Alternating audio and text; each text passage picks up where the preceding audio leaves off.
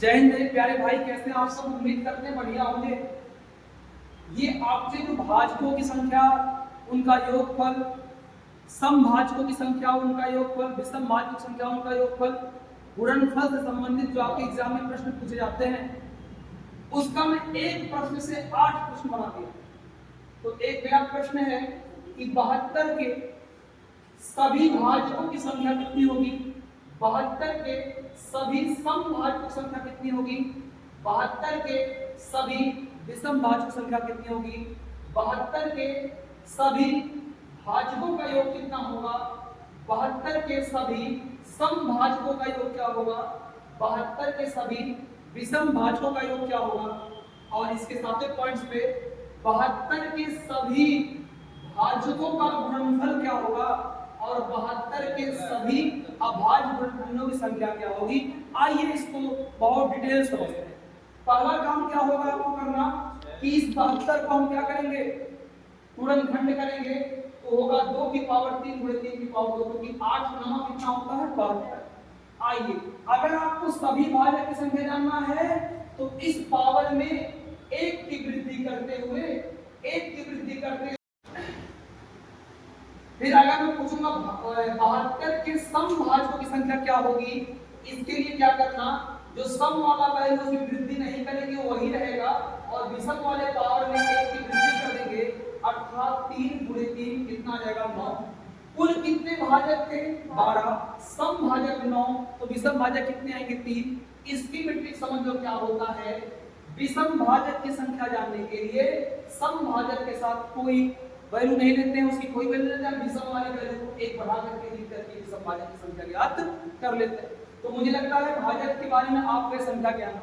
अगर आप इनके योग के बारे में जानते हैं सभी भाजकों का योग कितना होगा, इस पावर को 0 से उठाइए और कहां तक लेके जाइए, जो वैल्यू यहाँ पे दी गई है। तो देखिए 2 की पावर 0, 2 की पावर 1, 2 की पावर 2 और 2 की पावर 3 सबको प्लस करना। फिर आइए 3 की पावर 2, इसको भी 0 से उठाइएगा और तब तक ले जाइएगा जब तक यहाँ पे वैल्यू दी गई वहां तक वैल्यू ना पहुंच जाए, और इसको हल करिएगा। आपको पता होना चाहिए किसी भी संख्या की पावर 0 का मान कितना होता है 1। तो ऐसे 1 2 4 8 15 और इनका योग 13 मल्टीपल कर देंगे कितना जाएगा 195।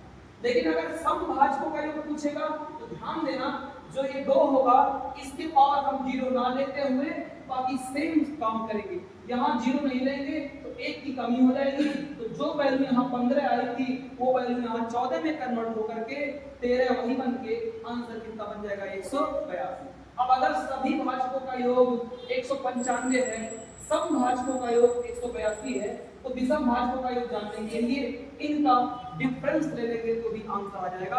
अगर आपको डिफरेंस नहीं लेना है तो विषम भाजकों की संख्या जानने के लिए, सॉरी विषम भाजकों का योग जानने के लिए हम क्या करेंगे, सम के साथ कोई परिवर्तन ना करते हुए विषम के साथ उसके पावर को 0 से लेकर तब तक लिखना जब तक की वैल्यू वाली मिल ना जाए। तो आपके आंसर 3 की पावर 0 1 3 और 9 का आंसर कितना जाएगा 13।